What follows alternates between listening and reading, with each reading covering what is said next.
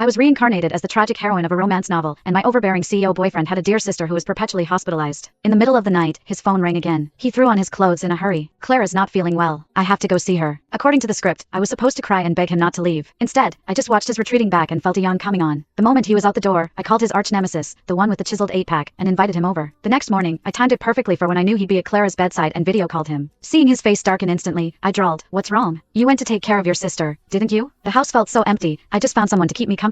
Is that so strange? And don't get the wrong idea. It's a purely platonic friendship. I'm very tired, Adrian. Could you please not be so unreasonable? Before he could explode, I hung up. After all, if you can have a little sister, why can't I have a big brother? The moment the call ended, a dead silence fell over the living room. Larry Ryder raised an eyebrow, leisurely tying the belt of his bathrobe, concealing the sculpted planes of his abdomen. He let out a low chuckle, his voice laced with the undisguised glee of a spectator. My guess? Mr. Vance will be back in 10 minutes, tops. I leaned back languidly against the sofa and took a sip of red wine. I'll bet 5. The words had barely left my lips when the front door slammed open with a deafening bang, as if it had been kicked in. Adrian was back. His eyes were bloodshot, his chest heaving with rage. His gaze first sliced across the perfectly composed Larry, then landed on me, his voice squeezed through gritted teeth. Serafina, you'd better give me an explanation. I swirled the liquid in my glass, feigning ignorance of his volcanic fury. An explanation for what? I lifted my eyes, my expression a mask of innocence. I just had a friend over to hang out. What's wrong with that? A friend? Adrian scoffed as if I'd told the world's most hilarious joke. He stalked forward and seized my wrist. A friend who keeps you company in a bathrobe. Serafina, have you no shame? The disappointment and fury in his eyes threatened to swallow me whole. If I were the original Serafina, my heart would be shattering right now. I'd be crying, pleading, trying to explain. But I'm not her. I calmly pulled my hand from his grip, rubbing the red marks on my wrist. My tone was light, dismissive. Adrian, don't be so unreasonable. We just watched a movie together. He just got out of the shower. Your constant suspicion is exhausting. Every single word was a line he had used to placate the original Serafina countless times. Adrian choked, his face a mottled canvas of white and red. He looked as if he couldn't believe those words were coming from my mouth. Beside me, Larry let out a perfectly timed sigh and shrugged helplessly. Adrian, please don't mind me. Sarah and I have always been like this. She's never really seen me as a man. But since you seem to hate me so much, I'll just go. His performance, a masterclass in passive-aggressive manipulation, was impeccable. I immediately grabbed Larry's arm as he pretended to leave, turning a reproachful gaze on Adrian. Why are you being so hostile to him? Adrian, when did you become so petty? Petty? Adrian was shaking with rage. He's a man, in our house, in the middle of the night. And you're defending him. And Clara? I finally revealed my endgame, a sweet smile playing on my lips. Isn't she a woman? She calls you in the middle of the night, and you go running without a second thought. Why don't you ever mention the impropriety of a man and a woman being alone in a room together? I took a step forward, looking directly into his furious eyes, pinning him in place with my words. If you can have Clara as a sister, why can't I have Larry as a brother? You can't have it both ways, Adrian. Adrian's lips moved, but no sound came out. Trapped by his own twisted logic, he was rendered speechless. Finally, he just turned and slammed the door behind him. Silence returned to the living room. I let out a breath I hadn't realized I was holding and turned to Larry. Thank you. Sorry you had to be part of the show tonight. Larry's playful demeanor vanished. He poured himself a drink and looked at me, his expression complex. Serafina, do you remember the university debate tournament? You were my opponent, and you argued me into a corner. I paused. He gave a self-deprecating smile. Even back then, I thought you belonged in the sunlight,